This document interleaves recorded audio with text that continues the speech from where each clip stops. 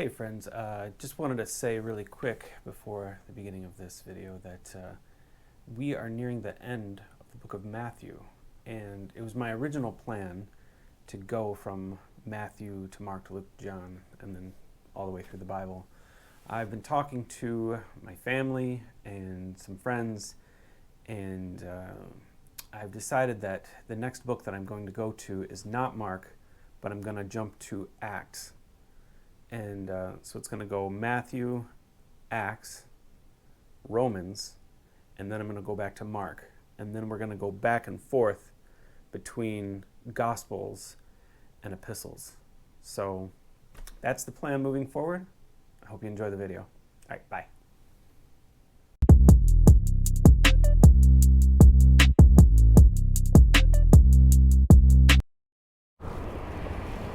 Hello and welcome to my second or third attempt of explaining Matthew chapter 24. This is a difficult chapter because we're entering into something called eschatology. Eschatology is the study of end times.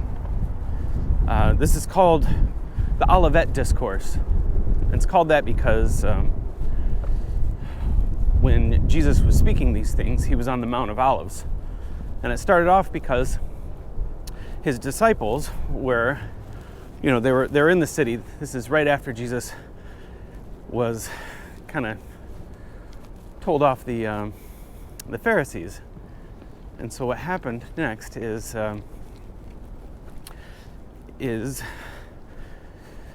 they were sightseeing, and they were looking at the temple, and his disciples were pointing around to all these different things, and Jesus kind of dropped a bomb a little bit. He said,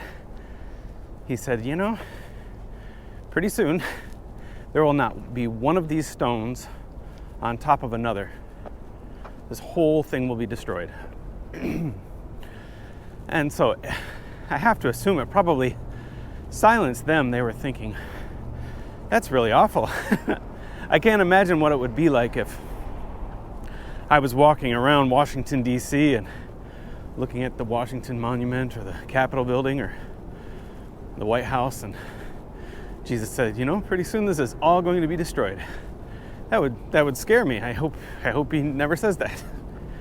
But he said that to his disciples. And then they went on the Mount of Olives and they said, all right, Jesus, you need to tell us about when this is going to happen. And they kind of asked three questions.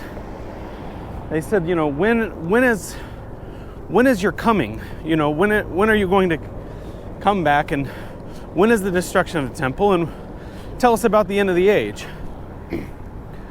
Now, when they asked the question, saw these things as kind of one question. Like, look, all this is going to happen at once. But we know that this didn't all happen at once. And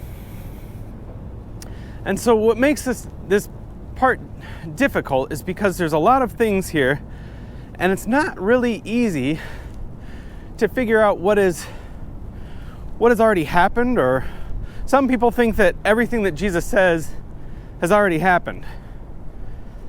Not everything, but most things have already happened. And some people believe that none of them have. That Jesus is talking about pretty much everything that's still to come. And there's all sorts of things in between. The reason that this is I don't know how many times I tried to record this, is because before I was saying, I'm just not going to get into it. I don't want to offend anybody. I don't want to say anything that's wrong. But I was talking to my brother, and he was like, you should be more bold. So I'm going to say what I think. I'm going to say what the way that I read it. And, you guys don't have to believe me. But I believe that when you read the part that says that this generation will not pass away before they see all these things happen, I believe that he was talking about the disciples. Now, That doesn't mean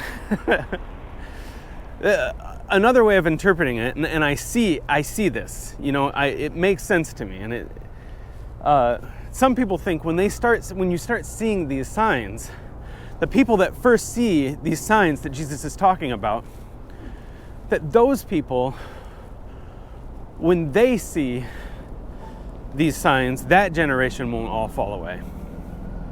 And like I said, they're both good interpretations. But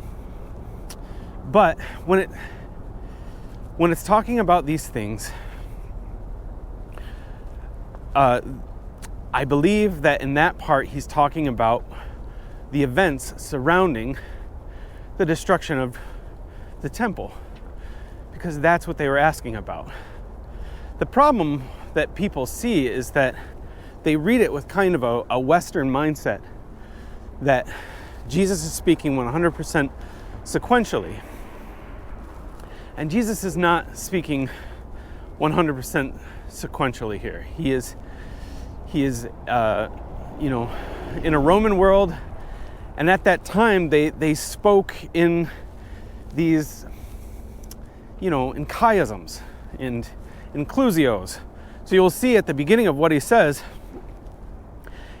watch out for false Christs. And then if you see later on in the next paragraph, he says it again. So watch out for false Christs. Make sure that you're not following anyone other than me. And this is important, that, we're not talking about people that necessarily claim to be the historic, Jesus. He's talking about, people that rise up and say that they're the way to salvation, or they're the way to God, or Jesus is saying all of your hope should be in me, not in these other people. And many will rise up and they'll say, oh, we see him out there, we see him over there. And that's a major point that he's making. But the reason I bring it up is because when Jesus says these things, they're at the beginning and at the end of a point that he's making. And so at the end of that paragraph, you'll have to read it to make sense of it, and I don't have it in front of me, he kind of starts all over again. He's like, this is one view of the destruction of the temple and of the end times. And then he starts all over again. And so that's the way that the original readers would have understood it. But when we read it, we think, okay, this part's talking about the destruction of the temple maybe, but then it says this, and that doesn't make sense. So if you read it with that in mind, it makes more sense that he's kind of going back and forth between, this will happen and then this will happen. And all of these things were happening in the future for them. But for us, some of the things happen in the past and some of them happen in the future. So there's, like I said, there's one major point I want to make, that when he's talking about false Christs that come, or the second coming, he says, it's like the lightning and the thunder. The idea is that everybody's going to know it. It's going to illuminate everything. And he's like, and when it's talking about like the vultures, it's saying this isn't going to be something that's happening like out in the woods somewhere. This is going to be something that happens and everybody knows that's going to happen. It's going to be clear to everyone. Now, there's different ways of interpreting this chapter, but one thing that you can take to the bank is that Jesus is coming back. Everyone agrees that Jesus is coming back. And, there is the question, are we supposed to wait for these signs that are going to happen? Or is it going to come like a thief in the night? And it's going to come like a thief in the night. The signs, a lot of those signs are talking about signs of when the beginning of the tribulation happens. What we're in right now is not the Great Tribulation, but we're in a time that's categorized by the tribulation of the church. And it started at the destruction of the temple. And if you look at all the events surrounding the destruction of the temple, it was absolutely horrendous. I'm going to put a link to a series that I went through and by Dr. D.A. Carson that will illuminate some of the things that I'm saying. It was so good, and I'm trying to abbreviate it, but I think it was 4 hours long or something like that. But anyway, those are the events surrounding the destruction of the temple. So that started the tribulation age. Now there's going to be a great tribulation in the end. But when it's talking about Jesus' return, it's going to come quick. And the reason I believe that is because if you read the rest of this chapter and the entire next chapter, it's basically talking about how we are supposed to wait for Jesus as his coming. In this chapter, at the end of this chapter, it has a parable where he says it'll be like a servant who is waiting for his master, and then he goes, oh, my master's delayed. And so, he makes the house a mess, and, he doesn't keep things in order. And then the master comes back, and he's not prepared. And that's what he's saying we need to do now. That's what we're supposed to be doing in this time. We're supposed to be waiting for Jesus for his return that can come any moment.